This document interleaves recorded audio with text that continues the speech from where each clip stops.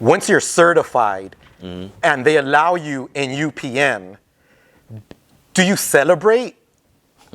How do you celebrate? I mean, like, there's no celebrations. I mean, like, you know, for me, everybody's different. So me, I'm a real private person, stay to myself. I think everyone else is, you know, they light up the blunts and toast the Mickey bottles and or whatever, or the Modelo's. The celebration is not that big. I don't know how other crews do it when they get a new guy in, but for the UPNs, it's just lots of weed and a lot of Modelo's. You're one of the biggest stars of UPN. What were some of the other artists in that crew alongside you? That blew up. I mean, Jism. Jism is putting in work a lot right now.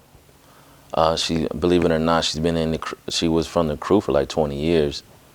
She's not from it no more, but she's doing her thing out here right now. She's smashing and getting her respect. Tahoe was one that was in the crew. He did his thing. Oh man, Tahoe. He still has love for the crew, respects the crew. X was from the crew. He was a big name at one point in time. Icon, when he was killing. I think one of the biggest names that stand out is probably Digital. Digital was like a big name out there and very, very influential. Digital was big in UPN.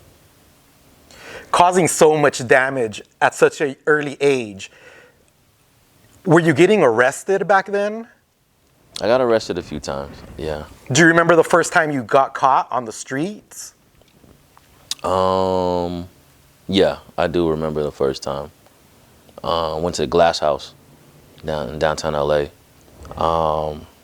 What was that experience like? Do they lock you up with the other felons? I mean, like, you know, they just they throw me in there with other people that committed crimes, and I'm in a tank. It's cold, and there's no pillows, there's no blankets.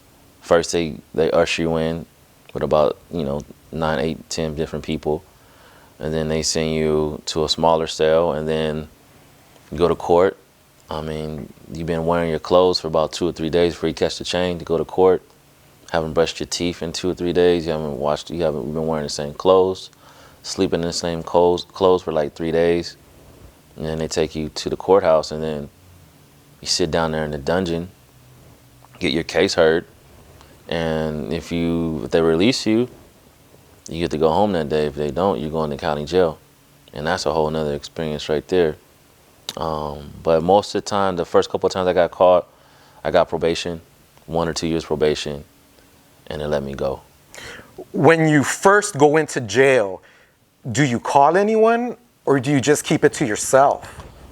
Oh, I'm calling everybody, man. I'm calling all the homegirls, all my close friends, let them know, get into contact with my people, take care of this, take care of that, call my mom or call whoever, call my girl. Whoever didn't have a collect call block on their phone, you know, and whatever number you can remember. That was big. A lot of homegirls, I knew their number by heart, and I just hit them up, and they already knew. After the first time, they knew why I was calling them at 2 in the morning, but the first time, you know, they were like shocked, and you know, they helped me out. Getting caught in school for graffiti is totally different than going to jail for graffiti that first time. What do your parents say? What does your family say that first time going to jail? First time I got caught, my mom was just like, you shouldn't be doing it. I'm like, all right. Second time I got caught, I had to, the judge asked for me and my mom to see them personally. And they put me in Scared Straight, the Scared Straight program down in downtown LA. And I was talking shit to the judge. The judge was just like, you need to stop doing graffiti, you need to get your life together. And I was just like, I'm gonna do this till I die, fuck you. I don't give a fuck, you can't do shit. You can't stop me I'll go out there and write on some shit right now, right when we leave here. You can't do nothing. My mom can't do nothing. Fuck you. She's like, all right, I'll put you in Scared Straight. What was that experience like? Did it help in any way? Did it make you think about quitting? What was your Scared Straight was I don't want to diss them, but it was a cakewalk for me.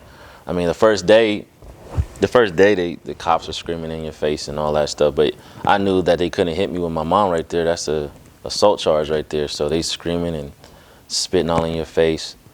But on the weekends when you went to Scared Straight, they'll have you on top of the building where the air is thin, working you to death. And then you had the option to come in on the weekdays.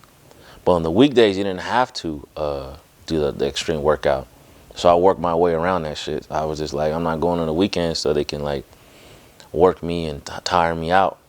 I just went on the weekdays where I forgot what we had to do. But the weekdays was it's a cakewalk. I don't know. I wasn't scared straight for shit.